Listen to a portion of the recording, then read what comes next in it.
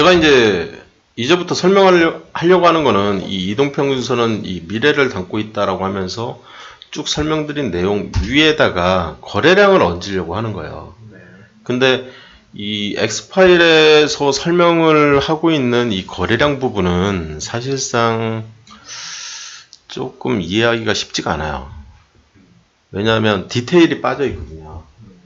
그러니까 이 주가는 속일 수 있으나 이 거래량은 속일 수가 없다. 뭐 이 말이 틀린 말이 아니에요. 근데 어떤 거래량이냐? 예, 총 거래량이거든요. 총 거래량. 그 다음에 주포의 거래량. 예. 이 선도 세력 얘기를 하는 거예요. 예, 선도 세력이라고 하면 이 모든 주식은 그 주식을 움직이는 예, 그 주식의 주가를 마음대로 조작할 수 있는 세력이 숨어 있다라고 디파인을 하는 거거든요. 그래서 이 선도 세력의 거래량은 속일 수가 없어요. 그거를 이해를 하려고 하는 거죠. 그래서 매집한 물량의 힘이 이제 매집된 물량은 이 힘이라고 하면 매수세를 얘기를 하고 매도세를 얘기를 하는 거예요. 강제로 이제 쳐내리고 강제로 끌어올리고 예, 그런 것들을 보려고 하는 거고 그럴 때 필요한 지표가 이제 OBV라는 보조 지표예요. 그래서 OBV는 뭐 최소 한 달 이상의 중장기 지표에 이제 중장기 투자에 이 적합한 지표이기 때문에 이 스윙하는 데는 좀 부적합하다 이렇게 보는 사람들도 많은데 저 같은 경우에는 이 OBV만큼 스윙에 적합한 지표는 없다라고 생각을 하고 있어요. 뭐 오늘 사서 내일 좀 바로 날아갈 만한 그런 포텐셜을 가지고 있는 예, 한달 그 위치. 이상의 물량이 반영되어 있기 때문에 그게 이제 힘을 받으려면 그 전부터 이제 반영이 돼 있어야겠죠. 오늘 이 OBV는 고급편 정도 스텝 3에서 배우는 지표거든요. 그래서 지금은 안 배울 거고요. 나오긴 나와요. 근데 그렇게 해석을 그 정도만 알면 안 되고요. 이 거래량으로 세력의 행보를 읽는다. 총 거래량으로 이 세력의 행보를 읽을 수는 없고요. 예, 주포의 거래량을 나타내는 지표가 있거든요. 그래서 그 지표를 좀 볼 줄 아셔야 되고, 이 총 거래량은 주가 위치에 따라서, 예, 이 주포 거래량이라고 해석하면 안 되고, 좀 이 디테일이 이런 식으로 조금씩 빠져 있어서, 제가 이제 이 거래량이라는 이 세 글자만 가지고는 좀 이해하기가 쉽지가 않고요. 그리고 이거를 이제 해석을 막 하는데 이렇게 해석을 하면 위험하거든요. 위험해요. 그래서 제가 다 그레이 처리한 거예요. 리스크가 있는 부분은. 그래서 거래량이 감소를 하고 주가가 상승하면 급등으로 이어지고 거래량이 증가를 하고 주가가 상승하면 급등으로 이어지는데 어떻게 보면 보시면 거래량이 감소하고 이쪽은 거래량이 증가한다고 해놨거든요. 이해되셨어요? 지금? 이래도 급등 저래도 급등 좀 리스크가 있거든요. 그래서 일반인들이 해석하기에는 쉽지가 않아요. 이렇게 그래서 이 그랜빌이 쓴 책이 또 별도로 있는데 그 책을 보고 차라리 하는 게 더 이 메리트가 있거든요. 대충 감은 거예요. 감만 이렇게 잡았으면 좋겠어요. 이대로 하려고 하진 마시고요. 그래서 거래량은 주가에 앞선다는 이 챕터는 그냥 한번 쭉 읽어만 보시고 모르는 단어 있으면 좀 찾아만 보시고 그 내용을 깊이 있게까지 이해를 하려면 이 거래량에 관련된 책이 별도로 있으니까 그쪽 책을 통해서 이해하려고 하는 게 더 맞는 것 같다. 그래서 그런데 이 부분은 거래량이 이해가 잘 안 되나요? 예, 이해 잘 안 되실 거예요. 제가 거래량 관련된 책을 좀 검색을 해볼게요. 거래량으로 책을 좀 소개를 하나 해드리면 제가 읽은 책 중에 이 거래량 관련된 책을 읽은 책 중에 이 책이 제일 괜찮은 것 같아요. 거래량으로 투자. 버프 도르마이어라는 분이 쓴 책인데 나름 설명이 꽤 잘 돼 있어요. 그리고 이 사람도 이제 그 OBV 만든 그분의 제자거든요. 그래서 OBV에 대한 이제 설명도 나름 잘 돼 있고, 그래서 이 책 가지고 공부를 하시는 게 나중에 제가 소개해드리는 필수서를 다 보고 나서 거래량에 대한 공부를 좀 더 디테일하게 하고 싶다 그러면 저 책 가지고 하시면 될 것 같아요. 자, 매수와 매도의 급소를 포착하라. 타이밍이 성패를 장한다. 막 설명 막 나오죠. 추세선과 주가 흐름. 제가 얘기하는 추세선과, 그러니까 모든 사람들이 이 우량주 디파인을 다르게 하듯이 성장주에 대한 디파인을 다르게 하고, 그렇게 하듯이 이 추세선도 역시 마찬가지예요. 모든 사람들이 추세선을 볼 때 자기가 보고 싶은 그 추세선을 보는 거거든요. 그래서 여기서 얘기하는 이 추세선과 저한테 이제 스텝 3에서 배우는 추세선은 약간 다릅니다. 다를 수밖에 없어요. 근데 가장 기초 지식이죠. 요런 게 이제 요런 거를 이제 본 적이 있어야 이제 제가 얘기하는 그 추세선, 저항선과 지지선을 이제 이해할 수가 있는 거죠. 이 주가 바닥권에서 골든크로스가 나면 적극 매수 시점이다. 나머지는 홀딩. 다 필요 없고. 그 다음에 주가가 고가권이면 데드크로스 나면 매도 시점이다. 요것만 아시면 돼요. 이 두 줄. 나머지는 뭐 별로 관심이 없으니까 관심사가 아니고요. 까리하다 그러면 사지 마라.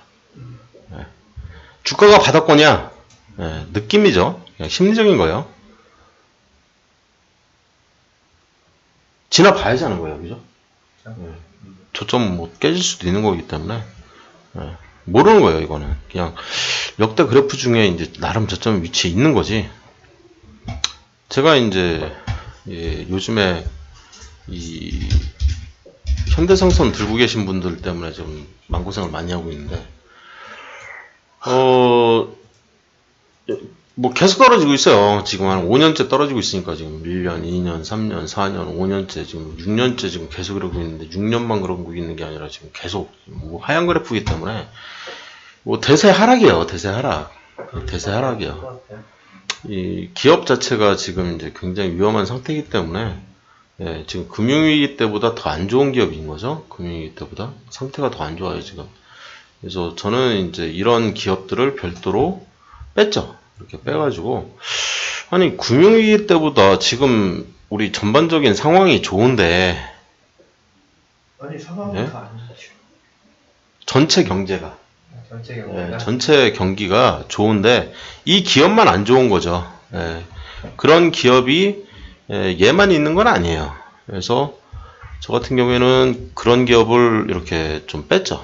이렇게 보시면 조선주는 대부분 그럴 거예요. 여기에 없네. 4월 10일. 4월 10일이구나. 제가 내가 들은 말에도 1월 달부터 이렇게 나오고 있는데 보시면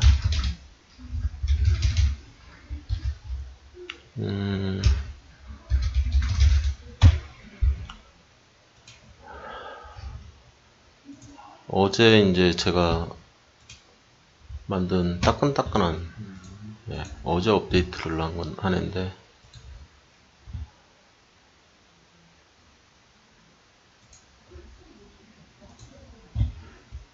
보시면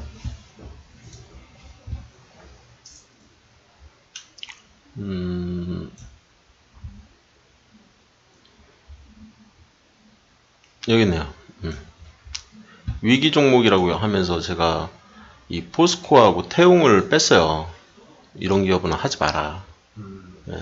왜냐하면 이 포스코도 그렇고 태웅도 그렇고 뭐 저평가 우량주예요. 저평가 우량주에 태웅 같은 경우에는 지금 성장성까지 생겨가지고 성장주에 해당되는데 벌 수도 있겠죠. 태웅 예를 들면 무슨 주식인가요? 무슨 주식이라는 의미가 뭔가요? 그냥 주식입니다. 그냥 제조금속. 근데 얘가 2008년, 예, 요때죠. 요때보다, 이 금융위기 때보다 더 안 좋은 상태인 거예요. 그래서, 태영도 그렇고, 지금 이제 포스코도 보시면, 이렇게, 요때보다 지금 상태가 더 안 좋거든요. 그래서, 얘도 그렇고, 태영도 그렇고, 아예 거래 대상 종목에서 빼버렸어요. 뭐 이런 기업들은, 뭐 해도 그만 안 해도 그만 어차피 내가 이제 종목 선택을 하는 거기 때문에 야, 저처럼 뭐 무조건 안 해야 된다 이거는 이런 룰은 없는데 제 거래 대상에서는 빠지는 거죠. 제 거래 대상은 여기 보시면 되게 많거든요. 지금 여기서부터 여기까지니까 여기서부터 여기까지 이렇게 제가 분석을 해 놓은 거거든요. 개인적으로. 그래서 이렇게 좀 디테일하게 보시면 142개 찍혀 있거든요. 지금 142 종목. 그 중에 4줄 빼는 거니까 138 종목 정도 되겠네요. 그죠? 138개 종목 정도를 제가 모니터링을 하고 있다고 보시면 되는데 굳이 전 종목을 다 모니터링을 할 필요는 없고 전 종목을 다 사가지고 내가 들고 있을 이유도 없고 돈도 없고 네. 한 10종목만 해도 돈이 없어서 못하니까 한 종목 해도 돈이 없고 뭐 돈은 없거든요 항상. 그러니까 좋은 종목을 사는 게 좋은데 이런 애들은 미운 종목인 거죠. 밉죠. 그죠? 역대 최저점에 가 있다라고 저는 판단하는 종목인데 제가 얘기하는 역대 최저점은 역대라고 하면 10년만 얘기해요. 2년, 3년, 4년, 5년, 6년, 7년, 8년, 9년, 10년. 여기서부터 이렇게 보시면 되거든요. 이렇게. 네. 근데 역대 최저점이 오른쪽에 있거든요. 오른쪽에 있는 기업은 버려라. 굳이 이런 종목까지 들어가서 사고 싶은 생각 자체가 없어요. 장기 투자는 아니요, 저는 장기 투자도 이런 종목은 장기 투자 안 해요. 어디까지 내려갈지를 모르니까.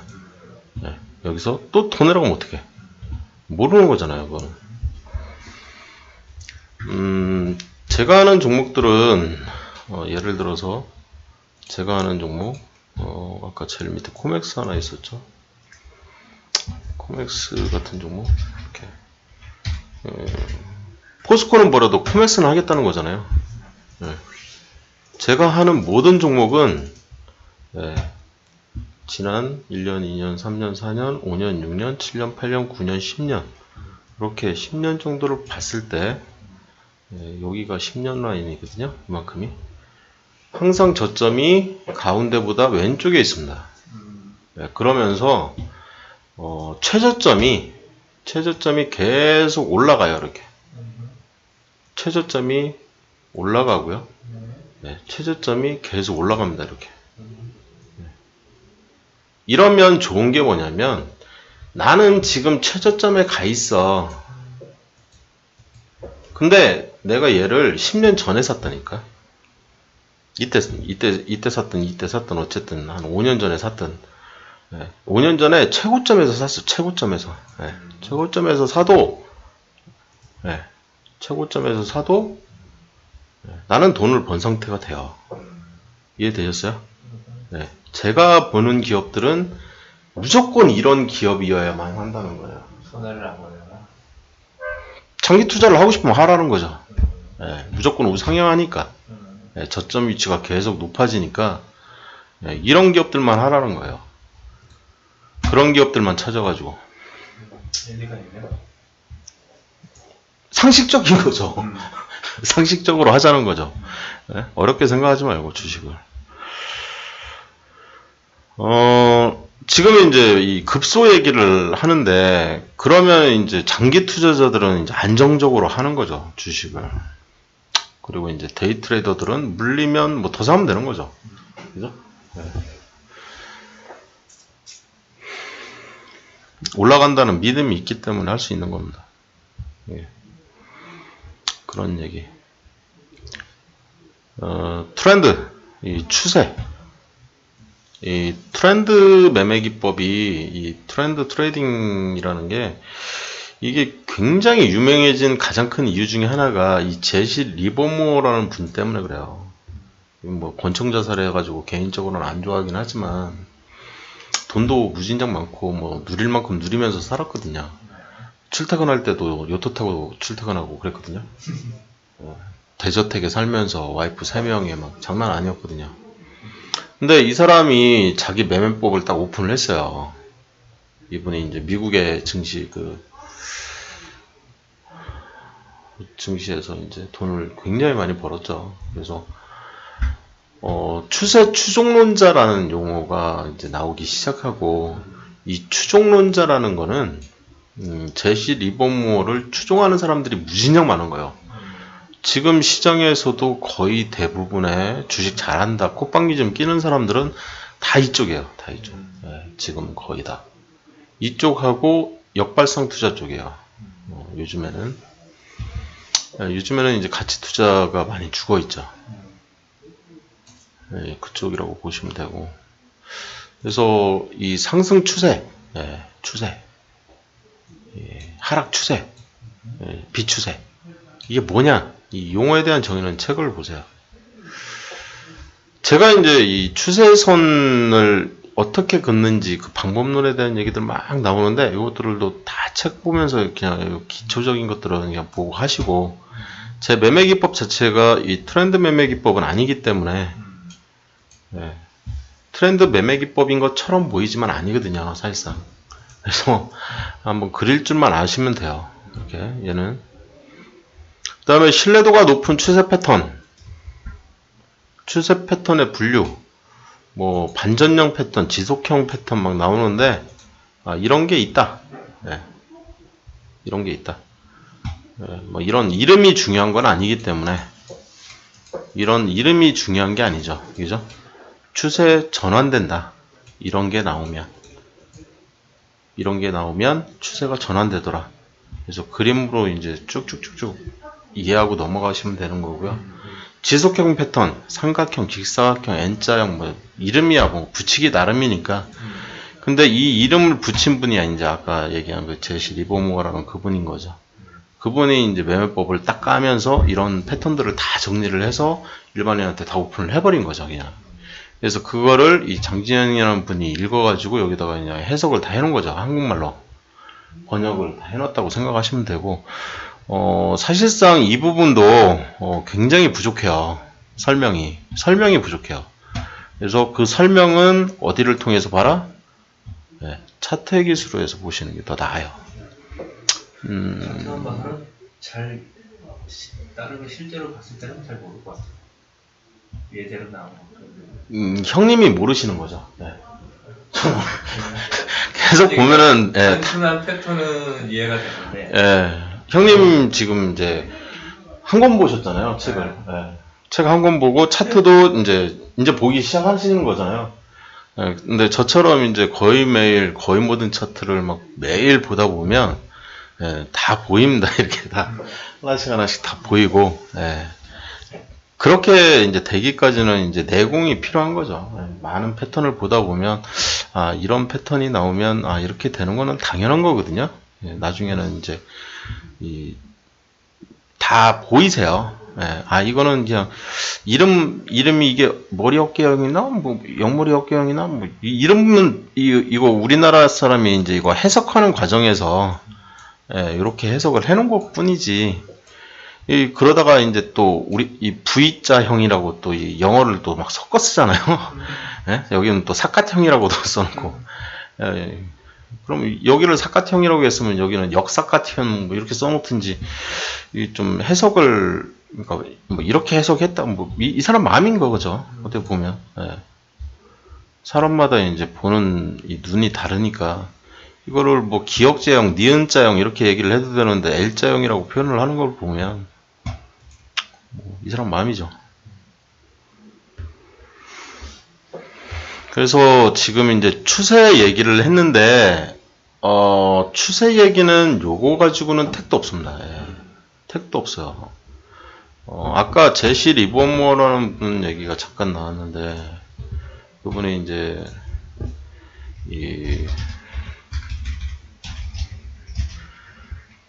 뭐 회상이라는 책도 썼고 이 책도 있고 이 주식 투자의 법칙이라든지 뭐 되게 많이 썼거든요. 예, 추세 추종 관련돼서도 위대한 투자자 이 책도 나름 괜찮고